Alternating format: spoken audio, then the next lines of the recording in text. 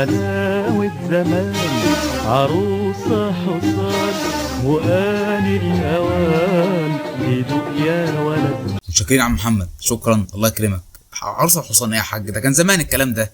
ده تلاقي المدام دلوقتي داخل عليك تقول لك عايز عروسه المولد. لا طب ما انت موجوده، عروسه ايه؟ بعدين ما اعرفش اصلا حصان الحلاوه بقى بكام دلوقتي. تقريبا حصان الحلاوه ده ما اعرفش هنجيبه نركبه ولا هو اللي هيركبنا. يلا ما علينا.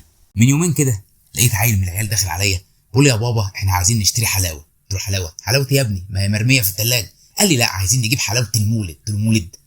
مولد ايه؟ هو المولد جه؟ قال لا وبعدين ده احنا عندنا حلاوه اصلا من السنه اللي فاتت، من المولد اللي فات يعني.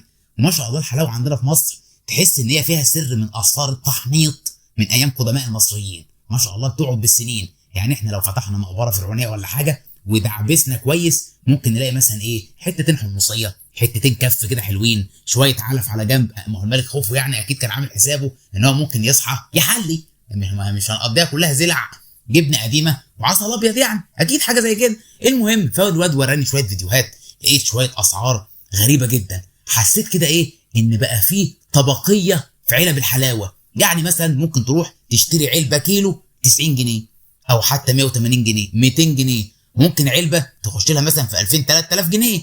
فاللي معهوش فلوس زي حالاتنا ما يتفرجش، يعني ايه، يوقف لحد هنا. المهم ببص على الاسعار لقيت حاجه اسمها الفستقيه، تقريبا دي اللي هي معموله من الفستق، عامله مثلا الكيلو من 1000 ل 1200.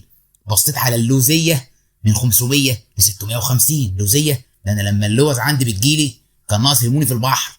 ببص على اللي بعديها لقيت البندقيه ب 450، يعني ما شاء الله، ولا البندقيه كلاشينكوف.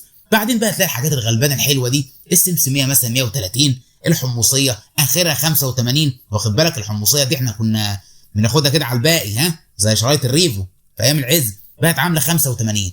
فانت بالنسبه لك لو عايز تجيب مثلا علبه حلاوه ولا حاجه لازم تعمل حسابك ان انت طبقتك فين. هتجيب علبه الحلاوه ولا العاديه تشكل كده شويه حلوين وتتكل على الله، او مثلا تروح دماغك تهفك وتطلع على واحد زي العبد ولا حاجه، ودي ناس طبعا جودتها ممتازه على عيننا وعلى راسنا. وانا اصلا مش عارف هو انا راح اشتري علبه حلاوه من عند العبد بالسعر ده؟